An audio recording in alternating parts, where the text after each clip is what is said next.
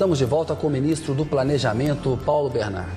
Ministro, hoje a modernização dos aeroportos brasileiros é muito importante, porque nós vamos ter aí dois eventos internacionais no Brasil, né? A Copa de 2014 e as Olimpíadas de 2016 no Rio de Janeiro. Mas a FIFA e o IPEA, que é um organismo vinculado ao governo, estão preocupados com o ritmo de investimento nos aeroportos. Segundo o IPEA, 8 aeroportos de 12 cidades que serão sede da Copa estão operando no limite da capacidade máxima.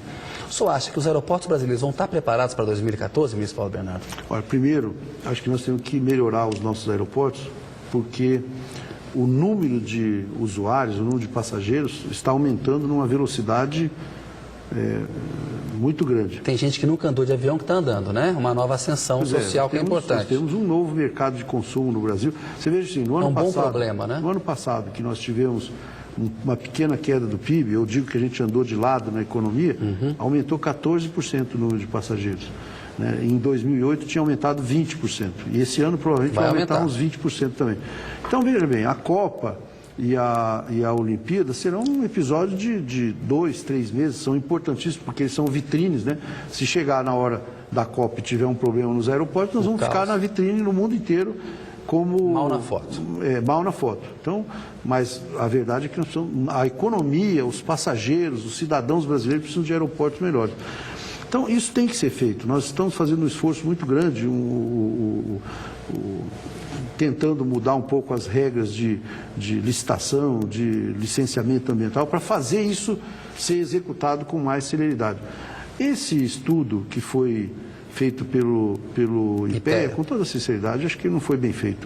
Eles contrataram uma pessoa que foi da ANAC, um ex-diretor da ANAC, que fez, acho que ele não prestou direito atenção nesse negócio, o estudo não está bem fundamentado. Agora, não entrando na discussão do estudo, fazendo uma pergunta objetiva, o governo pensa em privatizar aeroportos, em fazer concessão de alguns aeroportos? Não, o governo já analisou isso e a nossa visão é a seguinte, se tiver alguém querendo investir num novo aeroporto, por exemplo, no Rio Grande do Norte tem uma proposta que está em andamento de fazer uma concessão para a construção de um aeroporto privado. Já existe uma pista muito boa, construída, me parece que pela aeronáutica, seria permitida, concedido a um privado fazer a estação, fazer todos os investimentos ali, estacionamento e explorar um aeroporto ali. Né? Como também tem a discussão se daria para fazer isso em São Paulo, para ter um novo aeroporto aqui nos arredores da capital e fazer. E aí seria um novo aeroporto com os investimentos privados e concedidos. Nessa circunstância, sim. Eu acho que a concessão dos atuais aeroportos tem muita dificuldade. Primeiro que os aeroportos não são da Infraero, eles são da União, são propriedade da União. Então a Infraero é uma administradora, não tem o patrimônio. Então você, digamos, nós já discutimos, vamos abrir o capital da Infraero, vamos fazer concessão. Não é simples de resolver isso. Então, talvez a melhor alternativa seja começar com novos aeroportos, conceder, e acho que é possível fazer isso, né? E, ao mesmo tempo, fazer os investimentos que nós temos que fazer nesses antigos aeroportos. Ministro, agora eu queria falar um pouco de política com o senhor. O senhor é um apoiador da ex-ministra da Casa Civil, Dilma Rousseff, que é candidata do PT. Foi oficializada hoje numa convenção do PT lá em Brasília. Esse PIB... robusto aí no primeiro trimestre, esse bom desempenho da economia, o senhor acha que vitamina a candidatura da Dilma ou não tem muita influência? O Serra também está dizendo, olha, estou feliz com esse resultado. Qual que é a sua opinião sobre o efeito eleitoral da economia? Eu não tinha pensado nisso ainda, brincadeira. Eu estive em São Paulo essa semana e o pessoal perguntou, falou, olha, nem pensei nesse assunto. Claro, depois eu falei, não, eu pensei sim, e acho que, é claro que vai ser bom para a candidata ligado ao governo, porque a economia não quer dizer que seja absolutamente determinante, mas ela tem um peso enorme. Este índice de aprovação, essa taxa de aprovação do governo Lula, do desempenho do presidente, eu não tenho dúvida alguma de que está muito ligada à sensação das pessoas de que o Lula é um bom gestor, uma pessoa que tem levado a economia com perícia, com habilidade, não deixou a crise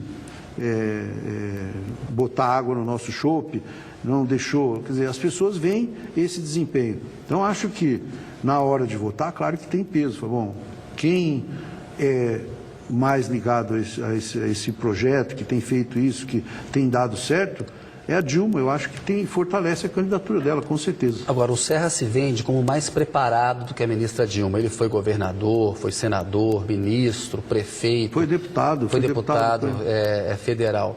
Como o senhor responde a esse discurso de que o Serra tem mais currículo que a ministra Dilma e que, portanto, o Brasil estaria em melhores mãos se estivesse na mão do Serra e não da Dilma? Não sei, Kennedy, eu acho que isso é conversa de candidato, né? Porque a Marina, com certeza, vai falar que ela é que é a mais preparada. E a Dilma também vai ter. Se você for fazer campanha e falar, olha, eu não sou tão preparado, mas eu queria ganhar a eleição, qualquer candidato vai dizer que é o mais preparado, né? Eu acho que o melhor que o cidadão vai ter para comparar é a performance governamental. O que aconteceu no nosso governo e o que aconteceu na época do Fernando Henrique, quando o Serra foi ministro, tanto do planejamento quanto da saúde. Então, esse debate, as pessoas, mas vocês querem comparar? Acho que é um parâmetro interessante. Como o país viveu, né, o tempo bom e o tempo ruim na época do Fernando Henrique, como viveu o tempo bom e o tempo ruim na época do Lula. Porque tem uma coisa que o pessoal falava, que era o seguinte: o Lula tem muita sorte, a economia mundial está indo de vento em popa, está indo muito bem. Aí veio a crise e falou, agora o Lula está perdido, não vai conseguir se virar. E ao contrário, ele conseguiu se cacifar mais ainda porque mostrou que tinha habilidade de timoreiro também num período de tormenta. Então, eu acho que isso, com certeza, credencia Dilma como uma candidata com todas as condições de ganhar. E o Serra precisa provar. Esse negócio de currículo aí me parece meio subjetivo. O senhor falou em comparações de governo. Você acha que o governo Fernando Henrique Cardoso foi tão ruim assim? Ele não fez coisas importantes, ministro Paulo Bernardo? Acho que fez coisas importantes. Eu nunca fui um crítico tão ácido assim, né? Embora, quando eu era deputado, incomodava muito. Pegando no pé ali. Pegava no pé. Até porque eu imaginava o seguinte: o dia que eu for governo, esses caras vão pegar no nosso pé. Então, eu não vou dar moleza para eles, não. Mas eu acho assim, o governo Fernando Henrique tem algumas coisas que deixaram marcadas, que são simbólicas, por exemplo, o apagão. Aquilo foi um erro de gestão, né? Foi uma forma... Em 2001, né? Quando houve racionamento de energia elétrica. Foi muito ruim para a imagem do governo, né? As próprias privatizações, que é muito discutível. Eu, por exemplo, achava que na área de aço não tinha problema de fazer privatização, mas acho que foi o modelo, a forma como foi, deixou uma imagem muito ruim, né? E isso, quem tem que cuidar de melhorar são eles, não somos nós, né? Isso sempre foi uma voz moderada no PT. Por que o PT e o PSDB não conseguem se entender? Eles parecem irmãos muito próximos ali, mas que vivem brigando. E a gente está vendo nessa campanha um nível ali de atrito alto também. Você acha que será viável algum dia uma união PT-PSDB para fazer uma aliança para governar o Brasil? E se isso acontecer, isso seria bom ou seria ruim para o Brasil, ministro Paulo Bernardo? Olha, Kennedy, se tivesse sido lá atrás, né, na origem, talvez na época do governo Itamar Franco, não sei. Acho que hoje ficou muito difícil, porque, na verdade, o PSDB, quando ganhou a eleição... Em 94. Em 94, o fez aliado com os partidos mais à direita, principalmente o PFL, que depois virou Democratas, né? Então, eles claramente fizeram uma guinada mais à direita, e embora não seja a origem do partido, mas eles fizeram uma guinada importante que não pode ser desconsiderado. E depois também eu acho que nos últimos anos, no governo Lula, o PSDB ficou meio sem saber como se colocar na condição de oposição e se afastou, fez um discurso mais duro? Isso leva normalmente, então vamos para o palco. Eu não sei bem o que eu vou falar, mas eu vou partir para a ignorância aqui.